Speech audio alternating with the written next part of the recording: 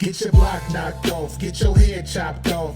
Niggas in the hood trying to get they rocks off. I put that on everything like hot sauce. I'm not soft, rock solid, hydraulic, so ballin', smoke chronic. A bitch, this the West Coast, home of the best dro. Foot on the... Yo, what's going on, guys? This is Man Road. We're here today, and we're back with another podcast episode. On my left is the lovely Lay the Bae. Lay the Bae. What's up, Royal?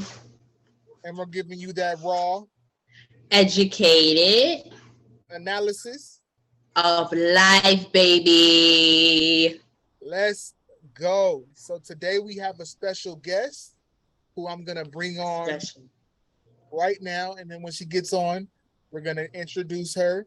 But she's a very special guest. And here she goes.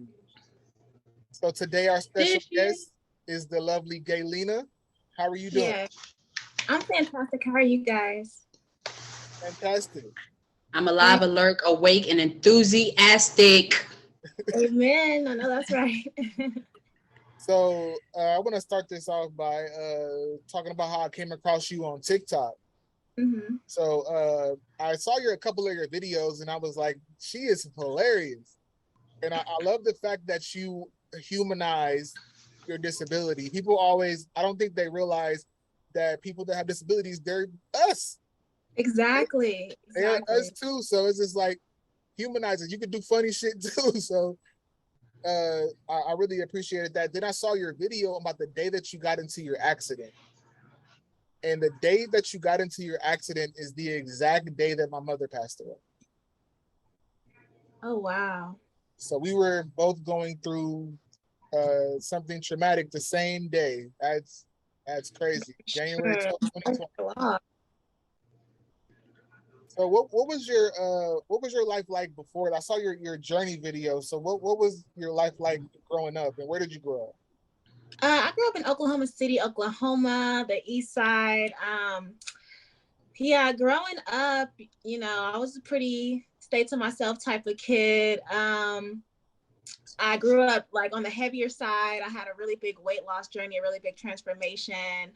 I've been through all kinds of phases. I used to be like emo and sing and listen to rock music, and I used to want to be a hippie after that, and then I was like into indie stuff, and then I finally really actually found myself, and I started working out and losing weight, and then I fell in love with fitness. And like my last 2 years of high school, like junior year and senior year, I wanted to be a personal trainer. So I was really into like bodybuilding. Serious. Yes, absolutely. Once I got to college and got access to a gym, that's when I started really bodybuilding and getting into that. And I would just look at bodybuilding competitions, and I'm still super into it. I really probably will still want to do a competition after my accident, which I think would be like amazing. Oh, that'd be dope. It really would be dope. I was thinking of starting a YouTube channel, call it Paraplegic to Pro, to get my pro card. But yeah, the only thing is it's super time consuming, and I do a lot. Like I have my own business now. I'm in school full time. I work. So it's like, it's a lot, but I believe in myself. I think I can do anything, which is the point of my brand, is to preach that, you can do anything. I think I'm the perfect person to showcase that because I was paralyzed. I do music. That's my main passion, is music. And I still put out my music videos. It hasn't stopped anything. There was never a point after I was paralyzed where I was like, oh, my life is over. I can't do anything. Like, if anything, it pushed me to go even harder. That's really dope. That's really dope. What inspired you to take your workout journey the way that you did? Like, because I was a chubby kid growing up. So what was it that really pushed you to start working out the way you did? Well, so I first started working out when I was about to go to 7th grade, when I was going to middle school. So my mom, she was a workout fanatic. She has hundreds of workout VHS tapes, like hundreds of them. And she so got the Huh? You got the Tybo tapes? Exactly. That's exactly what I got. I got the Tybo tape. I got the Tybo tapes, and that's the first workouts I started doing. And I would pop them in my VCR. You don't know anything about working out, what you're supposed to do. So I would literally go work out, do my little Tybo, and then I'll go eat some hot wings. And then I'll be like, oh, but I'm eating it with a side of grapes, so that's healthy. Like, Right. So it took a while for me to actually start seeing results because I didn't know that it's mostly about eating. Like you can work out all you want, but if you're not eating right, you're not going to lose weight. Versus if you're eating right and not working out, you're still able to lose weight. You just might have some loose skin. You know what I'm saying? But yeah, that's how I got into it. And then I started educating myself more with the internet and watching YouTube videos. And actually, I ended up falling in love with it. I couldn't imagine my life without working out. And I kind of was in the mindset of, I can't believe people just will go a whole week or go forever, go all their life and just not even work out. Like it was crazy to me. But yeah, it became a passion. And then I got more extreme into like the bodybuilding aspect of it. And yeah, I absolutely love it. I could talk about fitness and nutrition all day. Can I say something? Because there's a bodybuilder who actually goes to my boxing gym, and I always tell her, your work ethic, like bodybuilders' work ethic, is so intense, but it's admirable because you guys work like nonstop. And she's not doing like 25s. No, she's doing like 45s. Yes. And yes. Just to see her in here every day, just like I am, it's just amazing to me. So I know that you really love fitness because that's a different type of workout. Exactly. The hardest part of bodybuilding though is the way you have to eat though, because you really do have to watch what you eat. You can't be like, oh, I'll just have this cupcake. You can't do that.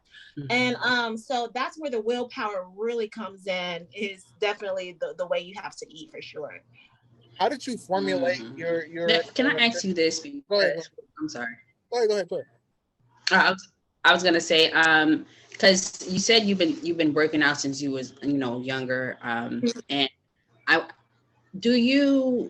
was there a set schedule that you would set for yourself, or was it just because you were already into it that you were like, all right, I know I'm gonna just work out? Like, was it just part of your schedule, or you had to make time for it in your schedule? No, it just was just a part of my schedule, just a part of my daily routine, just a part of my life, honestly. And it just was just so natural. Like I said, I couldn't imagine like going a whole week or going just a few days without working out. Like it was just kind of mind blowing to me. But that was later down the line, when I was probably like 17, 18, around that time, when I was really like started being consistent.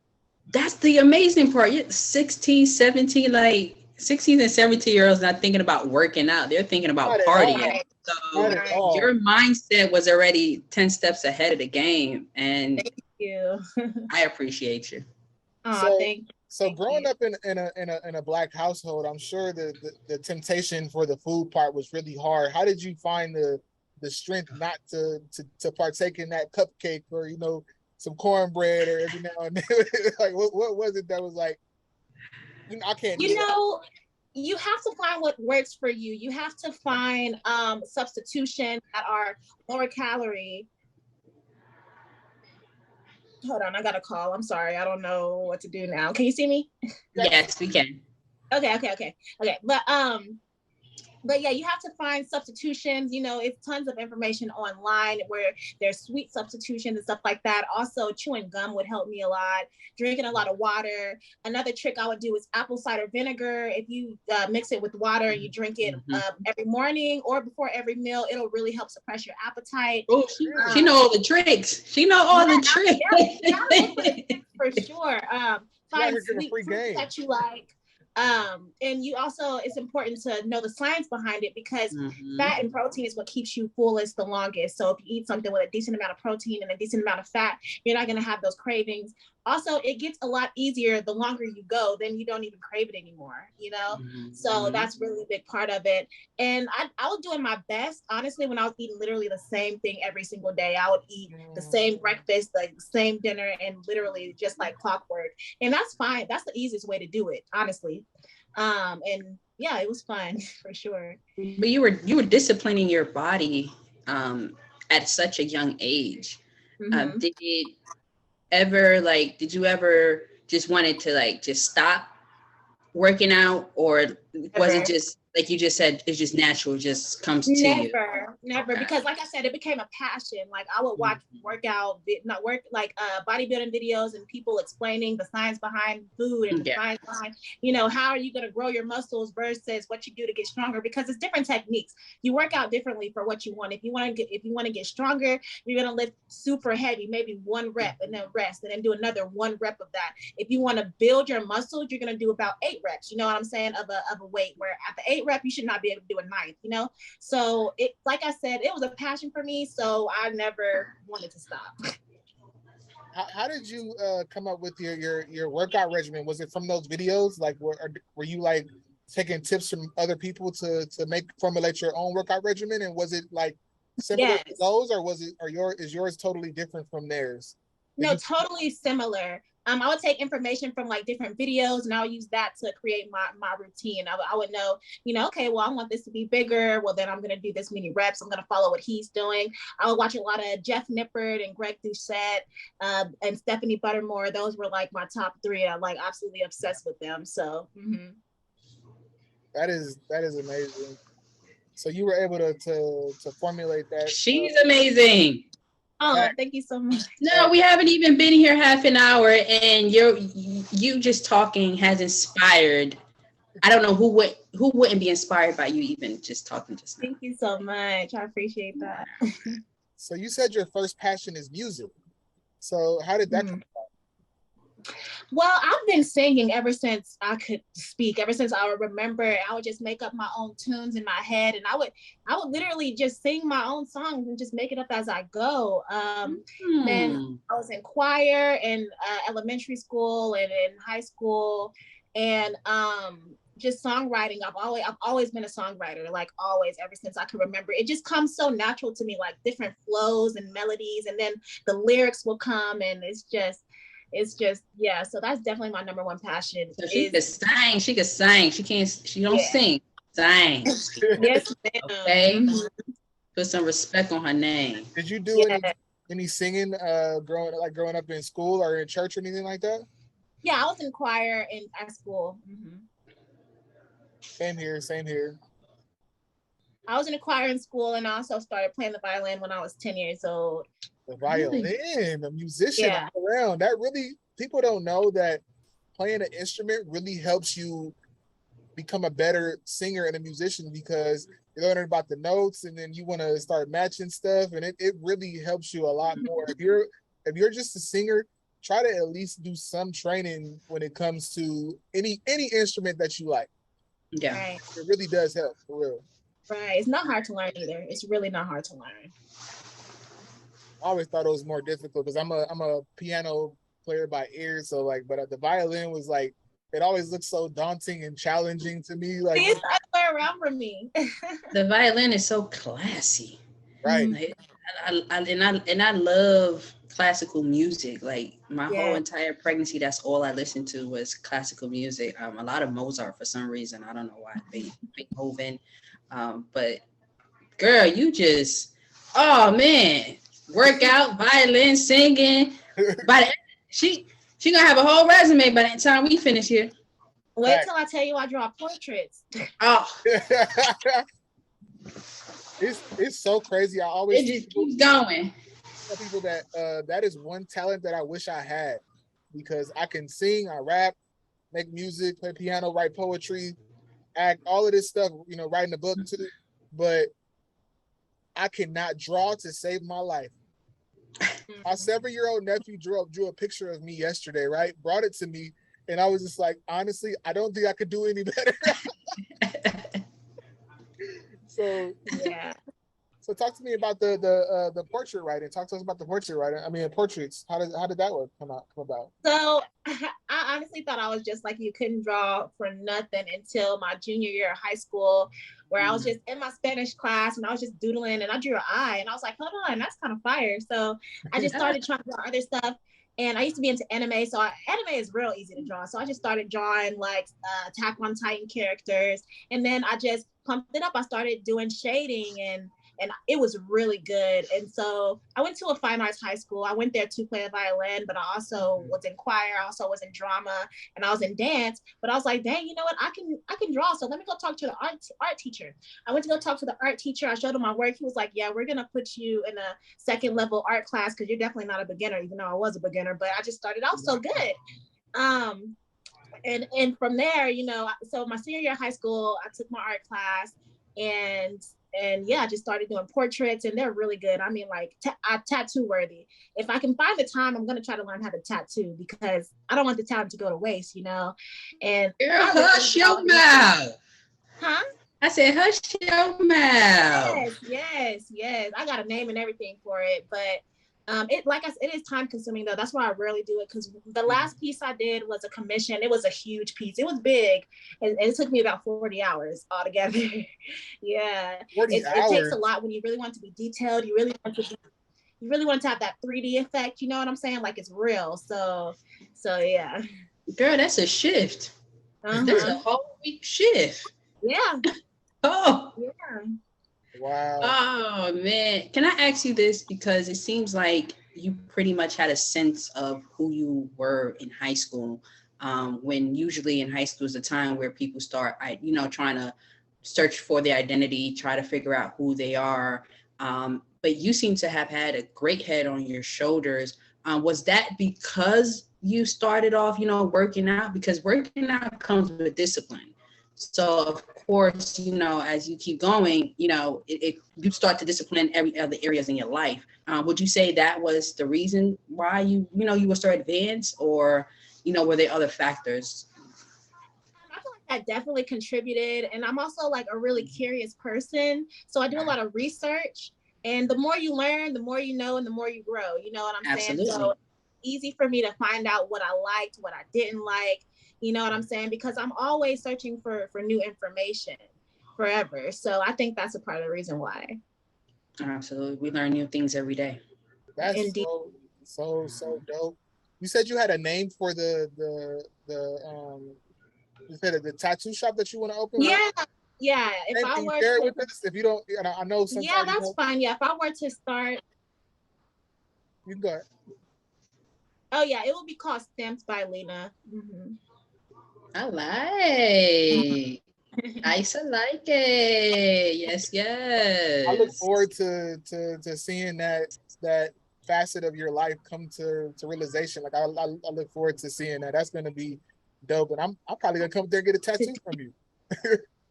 Yes, I know that would be so awesome, because I know a lot of people would drive here just to get a tattoo from me. That would be really really So you said 40 hours? Oh yeah, she knows what you're doing. So you said you were into anime, right? What's your favorite anime? My favorite anime was Attack on Titan for sure. Are you not into it anymore? No, I don't really watch TV in general anymore, but no, I'm definitely not up to date with anything new or anything at all. But yeah, I started off watching Dragon Ball, and then I watched a couple of other ones. Just about to ask that, is Dragon Ball Z considered to be an anime? Because a lot of people, in the anime world, some people be like, no, but some people be like, yes. I would call it an anime, but I don't know. I'm not an anime expert, honey. I only dip my toes in it, so I'm the wrong person to ask. Somebody gonna watch this and like, she doesn't know what she's talking about. I don't. It definitely is. It gave birth to a lot of the other anime styles, because that anime started in the 1987 or 86. Oh, okay. Yeah, it was the precursor to all of the ones that we have today. So if they don't want to say it, they don't know their history. I agree. So you said you were writing and stuff in school. Did you ever get the opportunity to record when you were in high school? No, I actually didn't record anything until After My Wreck was my first song. I recorded my first song and put out my first music video called Tiger. Oh wow. Okay, now. I have so much written. I have a whole album. I have a whole EP written. Like I have a lot of stuff that's written but just not recorded yet, because it costs a lot of money. And I don't even use a recording studio. I record everything from my phone. Every song that I have put out, I pay a good amount of money to get it mixed and mastered, but I record it for super cheap. But I like quality. I like to put a lot into my marketing, the album cover, the everything. So that's why I only put out like 1 or 2 songs per year, because I'm not gonna just put out some BS. You know what I'm saying? So yeah. So you take pride in your work. Absolutely. Mm-hmm. Absolutely. What Erykah Badu said, I'm sensitive about my shit, man. Exactly. You know, like, put out more music. I'm like, no. I have to be able to have the budget for the promotion, to pay for the album cover, to pay for the animated album cover, to pay for the everything, you know. I just can't. I'd rather put out 2 songs per year that are high quality with high quality videos rather than 10 songs per year and they're all just like, you know. It's not. Because you don't want to half-ass yourself. And then half-ass the work either. So I definitely understand that. I think the problem with a lot of artists today is they think in quantity over quality, oversaturating yourself to feed the masses, when it's like the music is not up to par. When you have an artist like Kendrick who waited 5 years to drop an album, where it's just like the fans are still gonna be there if you drop quality stuff. Period. Right. So I want to kind of go into the accident, and like, do you remember a couple of days before? Like, what were you doing around that time, and things like that? Yeah, I was over my best friend at the time. I don't have any friends after me being paralyzed, but my best friend at the time, I was over her house with her and her daughter, just hanging out with them. So January. Let me ask you, because you just said something. I'm sorry, Rory, because she just said something. You just said, I was at my best friend's house, but I have no friends now. Yeah. You have no friends because that's a choice that you made, or you have no friends because your accident happened and you got to see people for who they really were? Precisely. My accident happened. I got to see people for who they really were, and I decided to cut them off. Like, I stopped talking to them. I have one good friend left, literally just one. And you know, the type of friend where you know your best friends, but you like never hang out. But like every time you talk, it's like you talk every day type. Those are the best ones. Exactly. So we don't get to hang out much or anything, but that's my day one right there. But everyone else, and these aren't friends that I had for 2-3 years. I had a friend for 15 years. The other one too, we were best friends for about 10 years. So these are like childhood friends. Yeah. I know that had to hurt. Like, to. I'm the type, if you do me wrong, sorry. I feel no way. Out of here. You're gone. They say, fool me once, shame on you. Fool me twice, shame on me. It ain't gonna be no third time now. Ain't gonna be no second time, honey. Hello. I totally 100% feel you on that. So walk us through January 12th, 2020. Like I said, that day for me was rough, because I was actually in the airport that day. I had slept in the airport trying to get to Mississippi to see my mom, and I got there and she literally passed away like 3 hours later. So I remember exactly where I was at that entire day. So what do you remember the entire day before that? I barely remember anything. You know, actually it was the day before school started.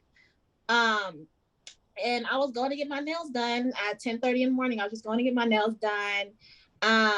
First I was and I didn't need the highway. I wasn't going to get on the highway because I didn't want to drive on the highway. I didn't drive on the highway often. But I was just going down this street called Penn, which was the street that the nail salon was on. I was passing the Brahms.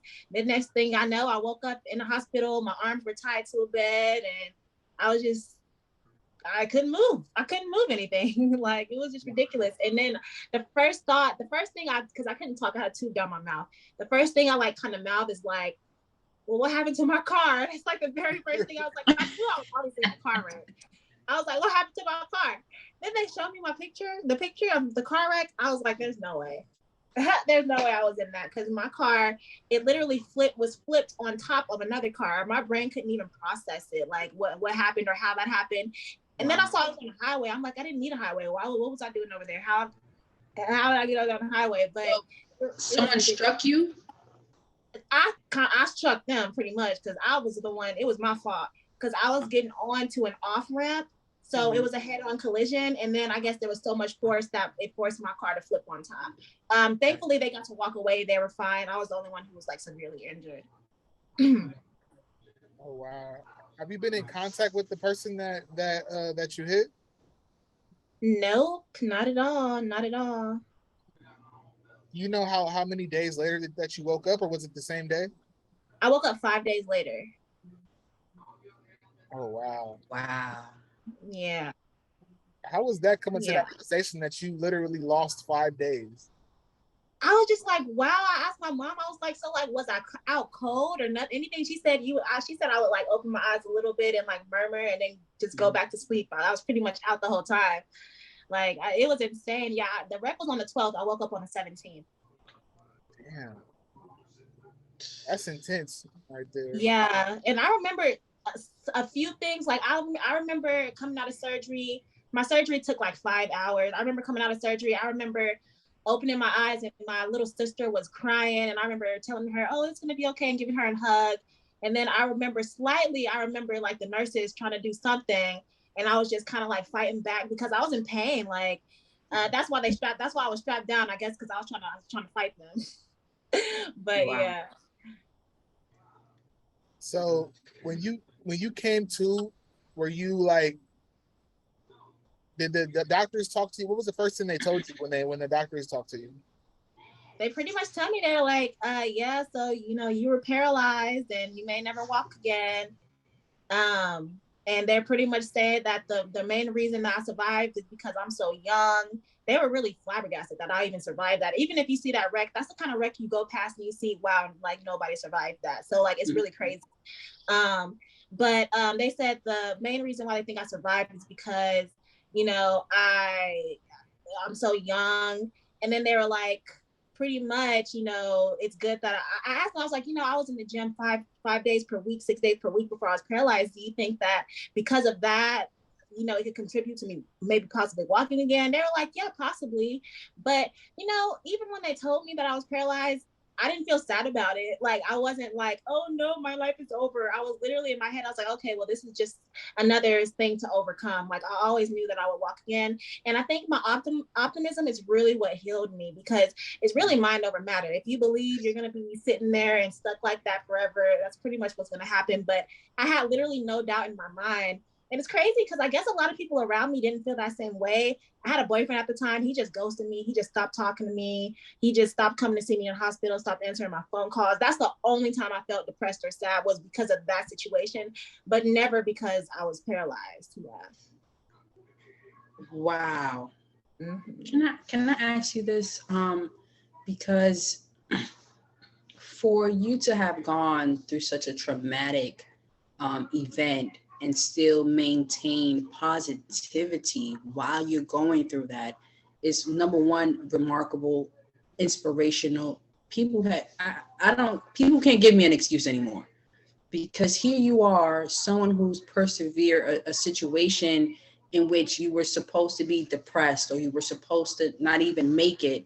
And here you are with a big smile on your face, telling your story, helping other women and other young women who are looking up to you, and say, I'm not going to cry over spilled milk. I'm just going to pour me another glass. Like, I just want to say thank you. Absolutely. And thank you. Like, it makes me happy. And people tell me all the time, I was paralyzed and I'm young and you give me hope, or, I've been depressed this whole time. And now after seeing you, like, I feel like I can still live my life. And that just brings me so much joy, because that's the whole reason I built my platform. I was really late to TikTok. I didn't get a TikTok until January of this year, because I was the type who was like, TikTok, that's for kids. And oh my God, TikTok. And I was like, you know what? I have a story to tell. It's tons of people who need to hear it. I need to go ahead and get on there and start talking about it. I need to start getting on there and educating people about disabilities, like you said, to like humanize us, because people look at us like we're so different, like we're like a whole different species or something. But it's like, no, we're just like you. We used to be you. You could be us. All it takes is one car wreck. It just takes one car wreck. People don't understand that or realize that. So that's really my goal, and it makes me feel good when I get comments, and that's pretty much saying that, you know, I'm doing what I wanted to do. Exactly. Exactly. That is beautiful. So after the accident happens, how long are you in the hospital for? I was in the hospital I was in a regular hospital for 1 month, and they transferred me to like a physical therapy type of hospital for 1 month. So it was 2 months altogether. So by the time you got out of the hospital, COVID had hit, right? Yes, I was in there. So they were my friends that I had at the time. They came there like, yeah, there's an airborne disease and everybody's dying. I was so scared. I didn't know, because I've never been through any. I've never heard of that. So I was like, oh, I'm glad I'm up in here. Like, so how was that transition getting out the hospital and be like, okay, the world is different now? Like different. you know, I had so much going on with me being paralyzed. I didn't think too much about the COVID thing. This is the only thing. I was thinking of it as like a good thing, because I'm like, well, at least everything gonna pause while I'm like this. Like, at least I'm not missing out on nothing. Nothing's happening. So by the time this stuff is all over, I'll be good. I'll be straight, and I'll be in the world. So at least I'm not missing out on much. That's how I was thinking of it, you know. But going from being in the hospital to going home, that was a hard transition.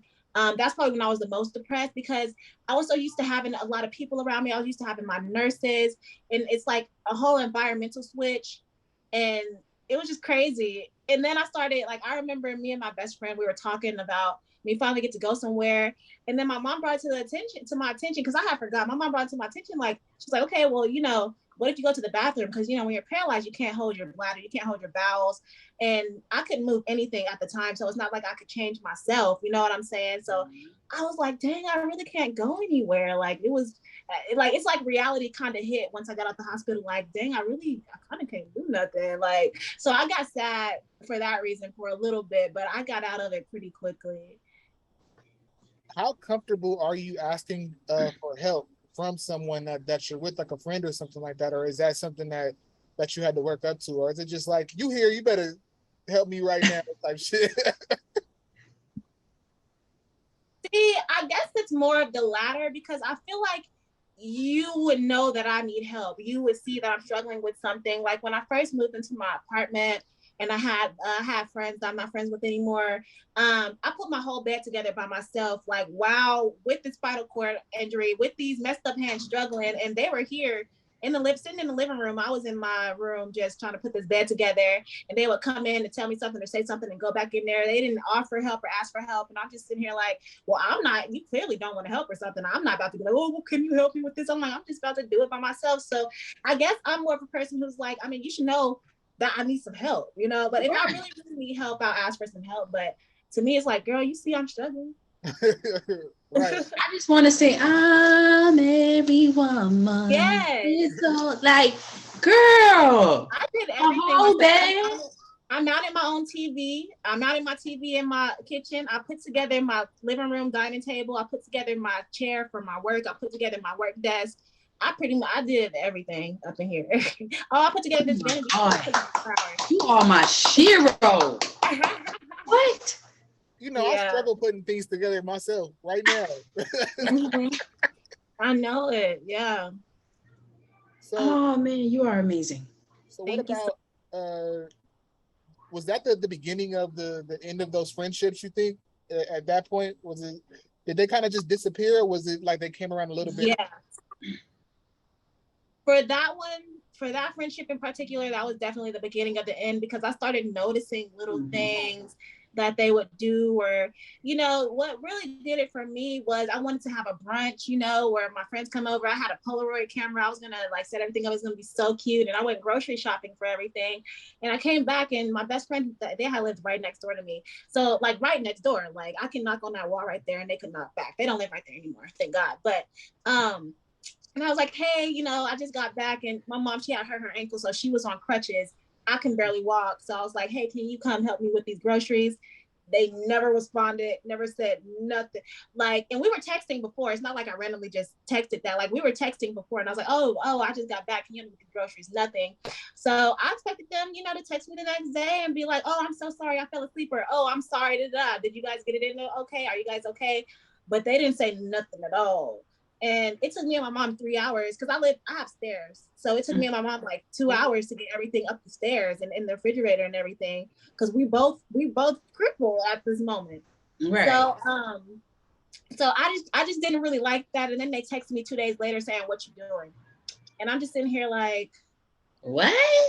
Exactly. And it's like, I bought these groceries so we could all have a brunch. So I canceled the brunch, honey. I canceled the brunch and I just invited my family over. Should have. Yes. I just invited my family over. And then just more things started happening. And I just stopped talking to them. I didn't say, "Oh, why did you do this?" or "Why didn't you do this?" We're both grown. You know what's wrong. You know what's right. If you wanted to help, you would have. You could have. A true friend would have, instead of having us struggling. You didn't even want to check to see if we got it in okay or if everything's all right. So that was that.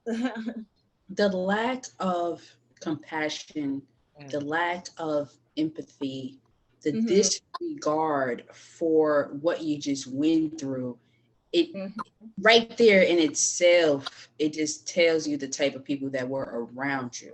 Exactly. Now, let's just keep in mind that if you would have never had the accident, these would be the same, excuse my language, but these would be the same fuck people around you right now. Exactly. And it's crazy because as soon as I cut off, it was like 3 friends in particular that I had cut off. As soon as I had let them go ahead and exit my life, I started receiving so many blessings.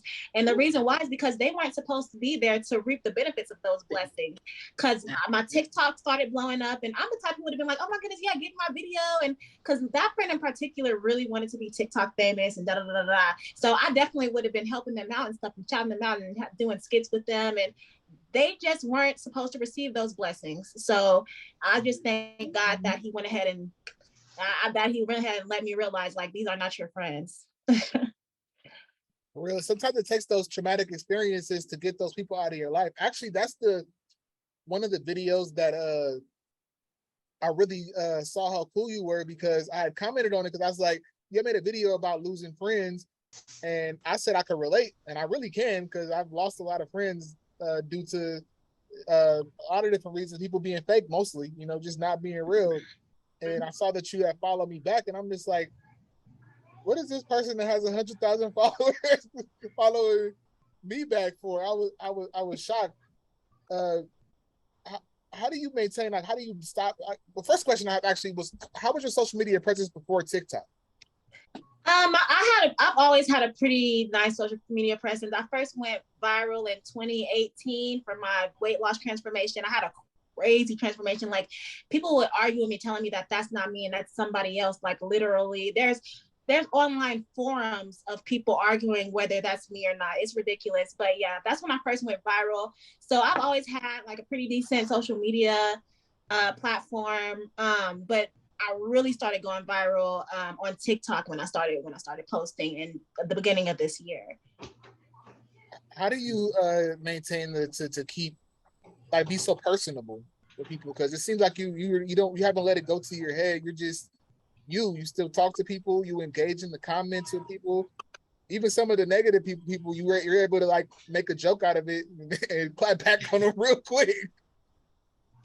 I just like connecting with people. I like transparency, and I feel like the more people feel like they have access to you, or they feel like they're close to you, or they feel like they're your friend, the more they're just really gonna rock with you. You know what I'm saying? Like, and I like talking to people. I like learning about people. I would never be the type, because there's some people I see with thousands of likes and hundreds of comments, and they won't respond to a single person. And it's like, these people aren't talking to themselves. They're talking to you. You know what I'm saying? And you would be upset if you had 0 comments under there. So I try to respond to as many people as possible. I try to set aside some time to like go through my videos, go through my comments, to respond to people. And, that makes people feel good. And that's a part of the reason why I created my platform. I want to make people feel good. You know what I'm saying? I want to make people feel seen.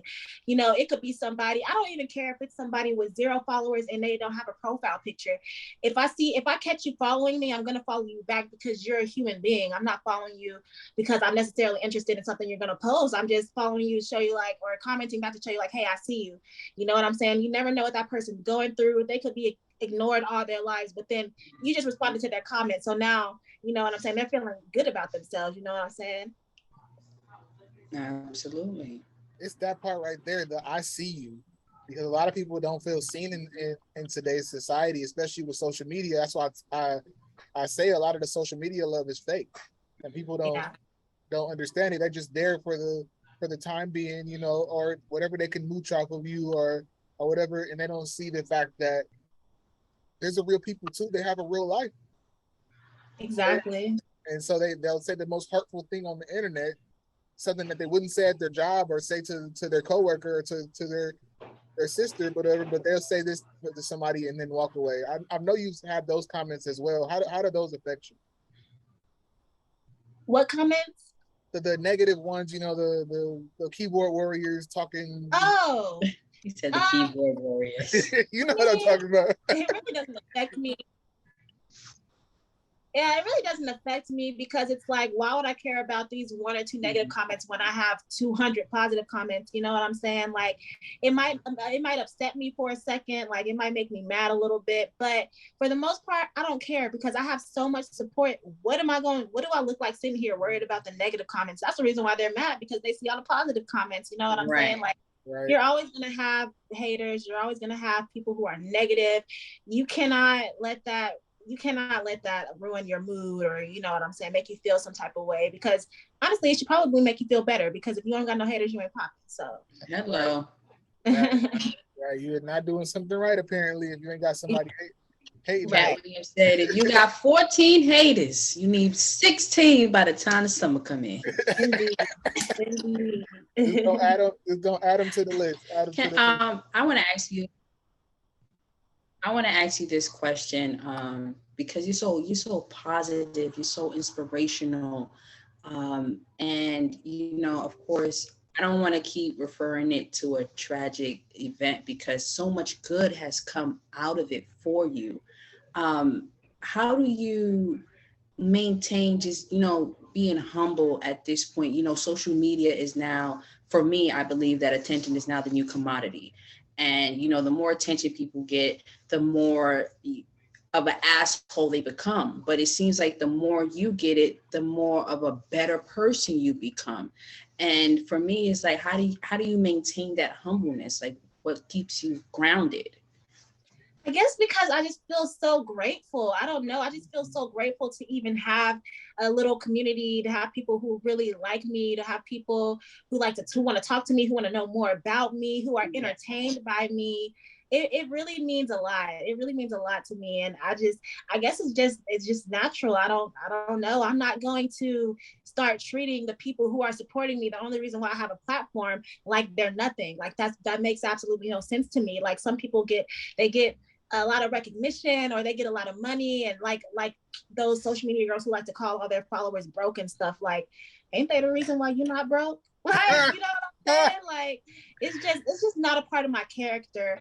And also a huge reason why I'm like that is because the way I was raised. My mother, she's always taught me to be kind. She's always taught me to have compassion. She raised me very well. Like, and so I definitely give props to her for that, for sure. Oh, yeah, you could definitely see that. I always say there's a thin line between loyalty and stupidity. Mm-hmm. And I feel like, as you know, being kind and being nice, it doesn't hurt. But when people take advantage of that, it's like, all right, now I gotta keep my distance away from you. I can't be kind to you. I can't. So before we do anything that make this ugly, might as well just leave you alone. But I admire you, man. Yeah, and I'm not gonna sit here and act like I'm like the nicest person in the world. Like, I can be a bitch. Like, I'm not gonna lie, because I'm a Gemini, so really you can get either or. My daughter's a Gemini. Yeah. So I'm not gonna act like I'm just the nicest person in the world. Like, you can definitely get on my bad side. I definitely kind of have a little bit of an anger. Like, I get mad pretty quickly at certain things, but you know, for the most part, I'm really nice. Yeah. That's dope. I have another question for you. So you talked about people like just jumping in to help, like they should know what you need. What is the proper way to help? I know there's such thing as over helping too. Like, if somebody sees you in public and you know maybe you're reaching for something, what is the proper way to ask, or is it just do in those moments? Yeah, like you could just be like, hey, do you need help with that or something? Like, I know a lot of people are scared to ask. Like last week I fell and I don't know if he was afraid to ask or if he just didn't care, but a guy just literally looked at me and just kept walking. And like I fell and I was like, well, dang, I can't get up by myself. So I would love for, if I fall, I would love for somebody to ask to try to help me up. So I had to scoot over, I had to scoot to the chair to lift myself up. And he would just, and he turned around because I guess he like went the wrong way and he just looked at me again. I'm just sitting here like, okay, so you wasn't gonna even be like, oh, are you good? Like that was kind of like, I don't know. But yeah, you would just be like, oh, hey, do you need help or can I help you? People ask all the time. I really do appreciate it. Where were you when this happened? I was at school, campus. I was going to class. On campus. On campus going to class, and I could feel that I was about to fall. So I was like, no. And then I fell, and he was walking past. He just looked at me, and he kept on walking. I was like, oh, he a sucker. He a sucker for that. Whoever you are, I'm telling you right now, you are a sucker. I just had to get that off. I've never been the person that had a problem with helping people. Like I actually did a podcast with someone who was disabled before, and she needed help with me pushing her up like her ramp. And then she like, I could tell she needed help. And I was like, I got you. Like, I'm here. Do not be afraid to ask me. And I was like, do not be afraid to ask. Some people will help, and I'm willing to offer it too. Sometimes I don't want to, because I've also gotten a bad response. I don't need your help. But I keep pushing at that point and be like, okay, have a good day. But I think that one of these things right now would be, when people say common sense is not common, because, when you see an elderly person, when you see a pregnant woman, sometimes they're considered to be disabled. You see someone in a wheelchair. I feel like you shouldn't have to ask. It's like you should offer. Like you shouldn't wait for someone to tell you like I need help. You should just want to offer out of compassion, out of empathy, out of being a community. But I don't think society is built like that anymore, where we just helping each other out just because. It's like what's in it for me. Exactly. That's why when someone does ask if I need help, it just really warms my heart. Even if I don't need help, I'll just like say, I'll politely say, oh no, I don't need help, but thank you so much, because I really do appreciate it. You know what I'm saying? I really do appreciate it. So yeah, I love when people remind me like, hey, there are still really good people in this world. Not that it means you're a bad person if you don't ask that, because like you said, you never know what kind of response you're gonna get. Some people do get offended if you ask them if they need help. You know what I'm saying? True. So yeah. Or some people just might be introverts. They might be extremely shy and they don't like talk to people or something. So you never know. That's why I don't, I always assume intentions are good. You know what I'm saying? So I really see true beauty in things like that. And I think that's what makes us as a people good, when we reach out and help people. Like I had a situation happen in my small town like a couple months ago where somebody's car had broke down, and I immediately jumped up the car, told my wife, hey, drive the car, I'm going to go push. And then all of a sudden, I did not see these people come out of nowhere, and they just start helping me push. And they're like, I got emotional for a second, because I'm just like, you don't see this all the time. We are all helping somebody that we do not know. Right. Get to the guys, because we all been in this situation before. I think that's what empathy is all about. Look, you, like you said, you're one accident away from being in the same situation. You never know. So would you want somebody to help you? You should do the same thing. It's not gonna take anything away from you to say, hey, can I grab this for you? What can I help you with? It's not that a difficult of a thing. Mm-hmm. So I want to talk about your brand now. And what was the inception of that? Did it come about after the accident, or was it something that you have been thinking about? Yeah, after the So I've always wanted to own my own businesses. I've always known that I want a clothing line. I want a gym. I want a food truck. I want a restaurant. I want a lingerie line. I've always had, that's why my major is marketing, because I want to be able to market my own businesses and things of that nature. But I decided that the first business that I wanted to start was a clothing line. I didn't get into it until after my wreck. And I really want to have a strong message behind it. I didn't want to just throw out a clothing line out there, and it's just a clothing line just because it's a with a clothing bunch line. of patches on it. Exactly. It's meaning behind my brand. I Dream, I Go is about going for your dreams, no matter what. If you dream it, you need to go for it. Like, you don't need to be scared or anything. And like I said, I think I'm the perfect person to talk about that because I was paralyzed, and I released my first song and music video after I was paralyzed. I started doing everything after I was paralyzed. You know what I'm saying? And I want people to stop letting things hold them back, letting negative people hold them back. You know what I'm saying? You can do, literally the sky is the limit. You can do whatever you put your mind to. It's all about having a positive energy, positive vibes about it. And working hard as well. You can't just be like, oh, well, I'm going to do this and then not do nothing. Of course, you have to work hard, but it's just, some people need that push to know that, okay, yeah, this is possible, or they need to see someone else doing it, and they need to be like, oh, okay, yeah, I can do that. So yeah, I also want my brand to be big on, advocating for those with disabilities. Like for my fall drop, I'm gonna have some disabled children in it, and I'm gonna have them have their own little page on my website where it's gonna talk about what they like to do and their favorite candy and whatever they want to talk about, So I'm really excited about that. That is gonna be beautiful. Yeah. That is so awesome. Listen, we know you're disabled, right? Of course. But your energy doesn't give me that.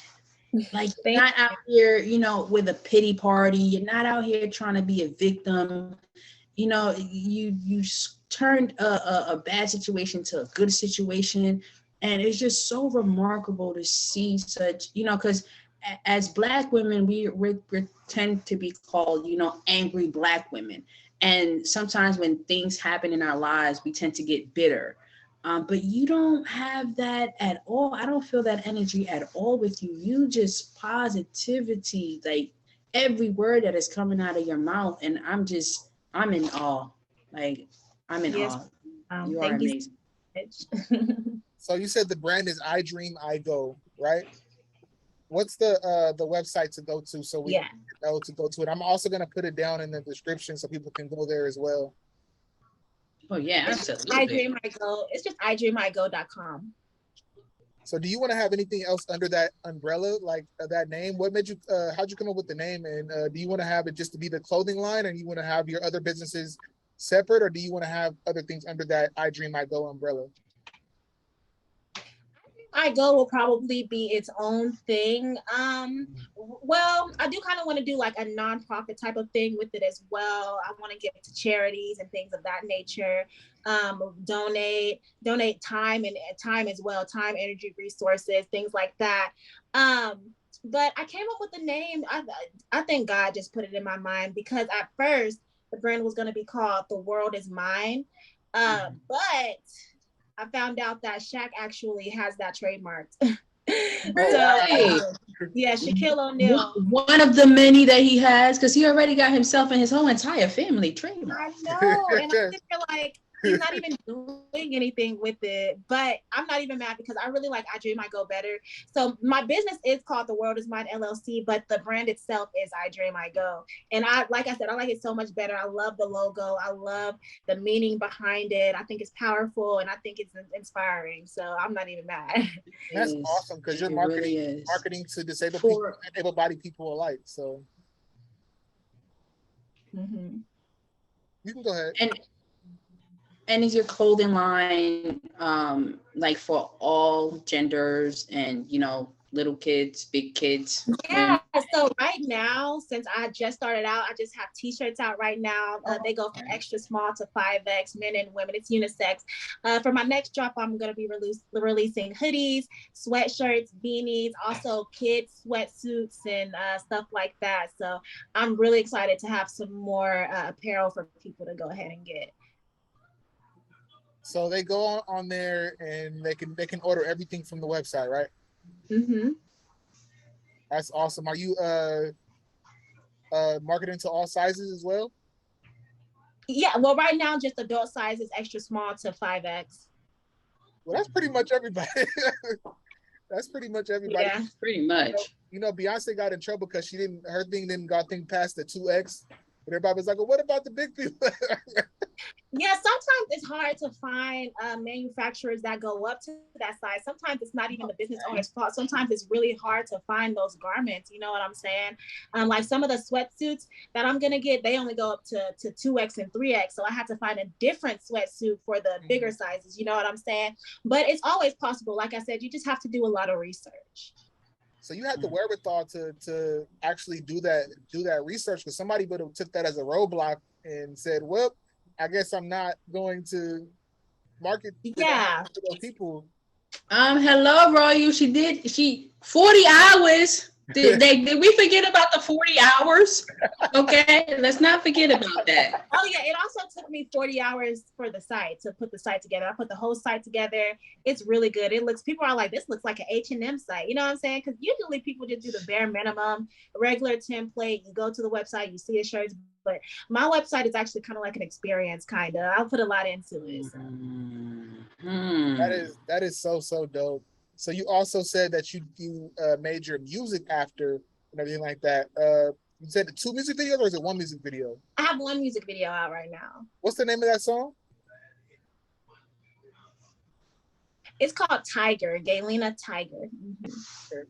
That song is about my boyfriend leaving me when I was paralyzed. It's really powerful. The music video, it's amazing. The production quality is great. It's relatable. It's probably, I don't know, it's probably still my favorite song of mine. Wow. Do you see him? Like, have you come across him since? It's like he fell off the face of the earth. I'll be like, did he even exist? I don't go looking or anything. I don't know what honey, I couldn't tell you. I'm pretty sure that if it hasn't happened yet, when you come across him in social media, like he comes across you, he's gonna be like, yeah, I used to date her. He's like, yeah, you dropped the ball. No, I have no idea, man. I have no idea how he feels, or if I'm pretty sure he's had to have seen one of my posts, because like I go viral across the board. Like I have a video right now that has somebody reposted it. It has 20-something million views on Instagram, and then somebody else reposted it. It has like 3 million views on that one, and people keep saying to me like, "You're all over my Instagram." So I feel like he's definitely seen at least one of my. He's seen you, girl. He's seen you. Yeah, but no, thankfully he hasn't reached out or anything, because I don't know. Right now, I talked to someone and I really like him, so I'm super duper over that situation. He out of there. Ain't no coming back. He out of there. He's been out of there. I love love. And I love to see people happy. And I'm so glad that you're able to find that again. Absolutely. How was it navigating the scene afterwards? Were you worried about anything, or was it was hard, because I'm kind of like embarrassed by the way I walk, so I don't really go on dates. I've been on maybe 3 dates, and then that's really the main reason why I haven't really been on dates like that. And also, like, my standards are pretty high. Like, I have not lowered my standards. People always tell me, they'll send me anonymous hate message talking about something. You're disabled. You need to take what you can get. And I'm sitting here like, I can get whatever. I can get anybody that I want, literally. Like, but yeah, they better recognize. Exactly. But yeah, I'm talking to someone right now who I've known since before I was paralyzed. I'm just now giving them time of day, so which I'm glad I am, because I actually really like him. So hey, here's to seeing how that goes. I hope everything goes fantastic with that, because I believe in love as well. So yeah. That'll be a beautiful thing. I always tell people that music is a feeling as well. And so what do you hope that people get from your music? Like what emotions and feelings do you want to evoke from people from your music? I want people to relate to it. I want people to be able to picture things in their mind. You know, I want people to gain inspiration from it. My last song is called The World Is Mine. It's an inspirational song, hopefully to get people up, get people going, you know what I'm saying, to do whatever they plan to do. At the end of the day, music can be very soothing. It can be healing. And, I want to be a part of people's journey. A lot of people, they say, oh, this artist got me through this, or this artist got me through that. And, I want to be kind of like an escape for people. Yeah. That's so dope. You just also mentioned going viral. And it's funny because I told my wife I was doing the podcast with you, right? And then she was on Instagram and sent me one of your videos, the twerking one. I was like, yeah, that's her. How did you That's already so have funny. did you ever have did you already have that sense of humor, or was it something that you are like have developed over the past couple of years? Yeah, I've always had that goofy sense of humor. Always. It's always been like that with me and the best friend who I said is still my best friend. Me and her, oh my goodness, we are crazy together. I've always had that sense of humor. I actually have a video on my page in my Might Make You Laugh playlist. That's from when I was in high school. That's really funny. And people are commenting like, oh, you've always been like this. Also, you've always been like this. I'm sitting here like, yeah, that's just me. That's just me. Would you ever consider doing comedy? Well, I honestly wouldn't have before because first of all, I really didn't. I knew I've always known I was funny, but people really brought it to my attention that I actually really am funny. I've gotten hundreds of comments, people telling me I should do stand up. So because of that, I honestly would try it. Like I honestly would try it. It makes me feel like if I put like, because I don't put myself in the comedic category for some reason. I feel like if I call myself a comedian or try to do that, then I won't be as funny anymore. Or like I'm scared people won't think I'm funny, or people be like, why does she think she's a comedian? She's not even that funny. You know what I'm saying? Well, people are always going to have their opinions, you know. But I really wouldn't mind trying it. I really wouldn't. I would do some stand up. Well, I can stand for a little bit.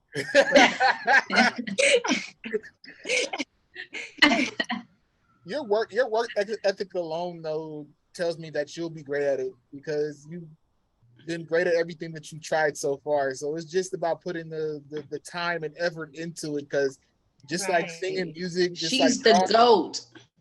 She facts. is the GOAT. Okay. From bodybuilding to activist to pretty much, you know, an inspiration for all people who are disabled and all people who have gone through a tragic similar situation but didn't have the same outcome. You understand what I'm trying to say? Because there's some people who are paralyzed from the neck down and really can't move. Right. So her work ethic is just out this world. It's unmatched. Thank you Unmatched. So much. Facts. Unmatched. I really think that's going to be the reason why you blow up even more and more, because you continue to work, you continue to grind. You're in school full time, and you said you work too. Mm-hmm. What do you do, if you don't mind me asking? Oh yeah, no, I don't mind. I work part-time for a job where I just take people's food orders. It's like super duper easy. I still hate doing it because I hate working, but you know, you gotta do what you gotta do. I don't want to be broke over here. Right. Have you seen any revenue from your TikTok yet? No, they don't pay me. Really? No, even on my main account, because my main account got banned because they're so weird. They just recently took I just posted a video on my cast getting taken off. They took it down for hateful behavior. I appealed it and they said it was hateful behavior. What? They're so weird. What was the hateful behavior in there? There was no hateful behavior. All I was doing was get my cast taken off, and I was like, wow, I can't believe my hand looks like this. Hateful behavior, apparently. But yeah, my main account crazy. They banned my main account at 277,000 followers. I just be chilling. I really don't do anything. It's people posting terrible things and they get a pass, but whatever. It's a conspiracy. Yeah. And they wouldn't monetize that. Like I would apply and then they wouldn't send me an email. It would just be as if I never applied. And the same with this account. I would apply to get monetized and it's like I never even did it. So I don't know, but they don't pay me. The only type of money I get is if a company reaches out to me to promote their stuff, but like that's like super duper rare. So no, but I just recently started posting on Instagram. I hadn't posted since like 2018. I just recently started posting like last week, and they actually do pay. They pay pennies, but it's a little something. You know what I'm saying? It's something for my time. Right. Well, I really appreciate that you came on here with us. This has been awesome. I want you to shout out all your brands, your music, and also just tell the people what you want them to know about you. Yeah, you can go shop my brand, I Dream I Go, idreamigo.com. That's also all the social media handles. There's a TikTok, Instagram, Twitter, even though I only got 3 followers on Twitter, but and everything else. And then my music, Gailina, Gailina. You can look that up on anything. You can look it up on Google and my music's gonna come up. Definitely check out my music video. It's really good quality. I put a lot into it. What else? Yeah, that's pretty much. Oh yeah, watch out for my fall collection. Those hoodies are gonna be so dope. I have a graphic design that I'm putting out. It's so I can't wait. Yes. All my social media handles is the real Gailina. And yeah, I just want you guys to remember to stay inspired and keep going and don't stop. Absolutely. Listen, everyone out there watching, who's going to be watching, inspiration. Okay. There's no excuse. None. There's no. I don't want to hear no excuses. Nothing. Not even like weight loss, because even after I was paralyzed, actually, I forgot to mention this. I gained 40 pounds, and it was very disheartening. But I always knew that I would get back. But even as a disabled person, who I can't burn as many calories as an able-bodied person throughout the day, I can't go to the gym and work out. Just by eating right, I lost that 40 pounds in 6 months. So you literally have no excuse for nothing, because if you can get up and actually move your body and burn calories throughout the day, then I mean, anybody can do it for sure. That was my thing. When I gave birth to my daughter in May, I was 207 pounds.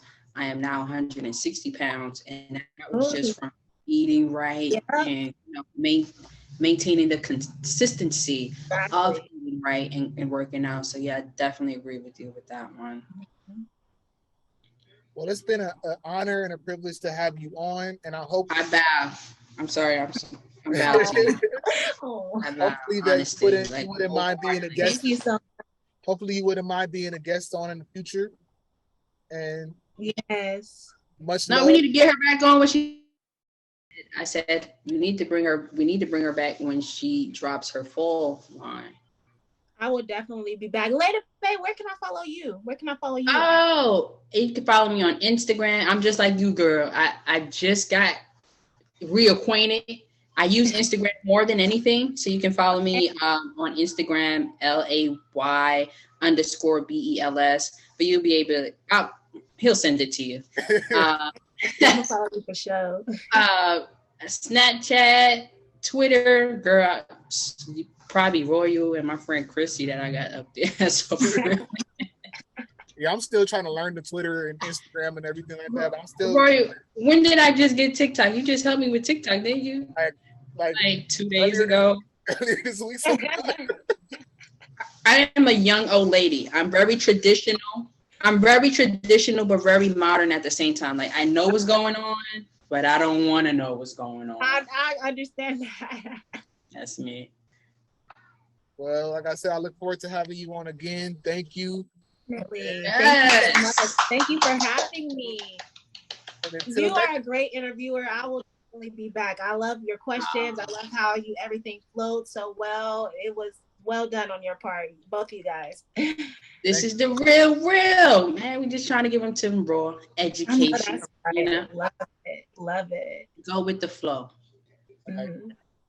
Well, we'll holla at you later, Gailina. All right. Sounds good. You guys have a fantastic night. You too. Thank you. See ya. Bye. So this was another great episode of the R.E.A.L podcast. As it should be. As always, I have been Royalty Real. And I'm Lay the Bae. And always, it's been real, y'all. Peace. The motherfucking death blow. I ain't Suge Knight, but you're walking down death row. Let's go. Back to the essence, on tracks with the legends. Back to my adolescence. I grew up on G shit. Choose up on who you gon' be with. Believe this. These crips squeeze clips. And the